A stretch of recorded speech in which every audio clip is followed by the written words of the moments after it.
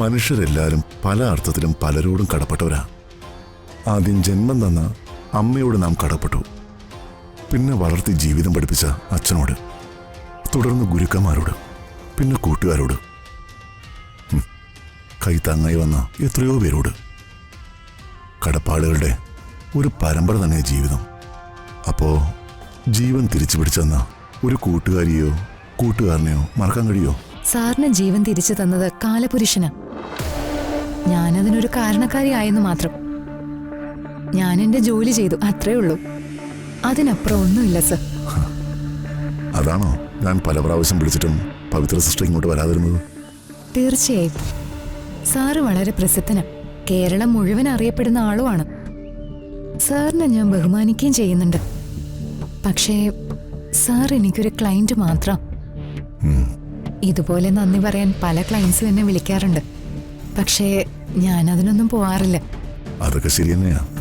പക്ഷേ പവിത്ര സിസ്റ്റർ എന്നെ ശുശ്രൂഷിക്കുക മാത്രമല്ല ചെയ്തത്, എൻ്റെ ജീവൻ തിരിച്ചു കിട്ടാൻ വേണ്ടി പ്രാർത്ഥിക്കുകയും പരിശ്രമിക്കുകയും ചെയ്തു. അത്തരം ഒരു സെന്റിമെന്റൽ അറ്റാച്ച്മെന്റ് എനിക്ക് സിസ്റ്ററോടുണ്ട്. A purely sister relationship, sisterly bond. അതുകൊണ്ട് ഞാൻ സിസ്റ്ററെ കാണണമെന്ന് ചിന്തിച്ചതിൽ മറ്റൊരു പ്രധാനപ്പെട്ട കാരണം കൂടിയുണ്ട്.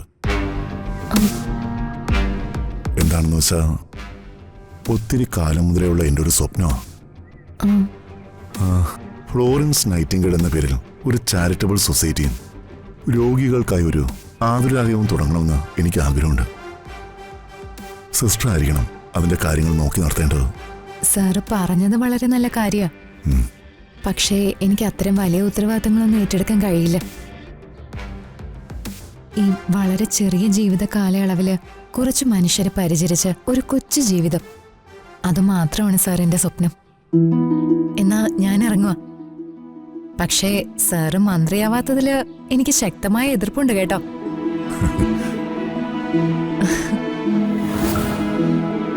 ചേച്ചി ചേച്ചി പവിത്ര സിസ്റ്റർ പോവുകയാണെന്ന്. ശരി. അതെന്തു പോക്കാ? ഭക്ഷണമൊക്കെ കഴിച്ചിട്ട് പോയാ മതി. ഒന്നും വേണ്ട, അതിനൊന്നും നേരമില്ല. ഇറങ്ങുക. എല്ലാരോടും കൂടിയാ. രാജു, ഋതുമോളെ, ഞാൻ ഇറങ്ങുക കേട്ടോ. അച്ഛനെ ശുശ്രൂഷിച്ചുകൊണ്ടിരുന്നപ്പോ കാണിച്ച ആ സ്നേഹമൊന്നും രണ്ടുപേരും ഇപ്പൊ കാണിക്കുന്നില്ല കേട്ടോ. അത് വളരെ മോശമായിപ്പോയി. എന്നാ ഞാൻ ഇറങ്ങാം. പോട്ടെ.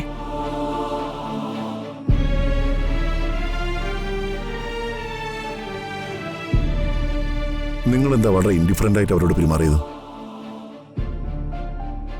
അവരെ കുറിച്ച് പറയുമ്പോ ഹൃദയക്ക് 100 നാവായിരുന്നല്ലോ. ഇപ്പൊ എന്തു പറ്റി? വലിയ മനസ്സുള്ളവളായിരുന്നല്ലോ. മറ്റുള്ളവരോട് പെരുമാറുന്നത് എങ്ങനെയാണെന്ന് മറന്നുപോയോ? അല്ല,